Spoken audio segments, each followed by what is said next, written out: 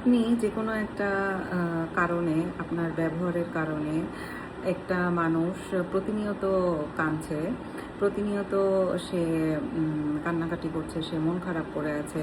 যেকোনো একটা ব্যবহারই হোক না কেন, আত্মীয়স্বজনের কাছ থেকে হোক, বয়ফ্রেন্ড গার্লফ্রেন্ডের কাছ থেকে হোক, তারপরে ভাই বোনের কাছ থেকে হোক, এরকম যে কারো কাছ থেকেই হতে পারে ব্যাপারটা। তো কেউ এরকম আচরণ করছে, এরকম ব্যবহার করছে, মানুষটা তার ব্যবহারে কষ্ট পেয়ে প্রতিনিয়ত কাঁদছে। সে মনে করছে যে আমি তাকে এই কথাটা বলে আমি খুব বড় হয়ে গেলাম, বা আমি খুব ভালো কাজ করেছি, আমি এখন তাকে উচিত জবাবটা আমি দিতে পেরেছি। তো এই জিনিসটা কিন্তু আসলে ঠিক না। একটা মানুষ আপনার জন্য কষ্ট পাচ্ছে, একটা মানুষ আপনার কথার কারণে কান্নাকাটি করছে, এই জিনিসটা প্রতিনিয়ত হয়ে যাচ্ছে, এটা কিন্তু একটা রেজাল্ট আপনাকে ভোগ করতে হবে।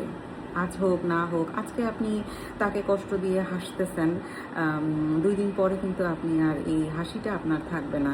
কারণ ওই কান্নার কিন্তু, ওই কষ্টের কিন্তু একটা হাই আছে, ওই কষ্টের একটা কিন্তু রেজাল্ট আপনাকে পেতে হবেই।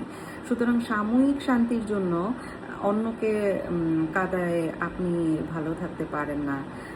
আমাদের কিন্তু মরতে হবে। আমাদের এই জিনিসটা সবাই বলে, সবার কাছে হয়তো বা কমন, যে মরতে হবে, বা এই কথাটা কমন লাগে, কিন্তু আসলে বাস্তববাদী আমরা যারা যারা নিজেকে বাস্তববাদী বলেন, তাদের কিন্তু এই জিনিসটা মাথায় রাখা উচিত। আমরা যে পরিস্থিতি যে থাকি না কেন, এই জিনিসটা সবসময় আমাদের মাথায় রাখা উচিত যে আমি কাউকে কাঁদায়, আমি সাময়িক ভালো থাকলেও আমার 5 বছর, 10 বছর, 20 বছর হলেও আমার এই জিনিসের ফল কিন্তু ভোগ করতেই হবে।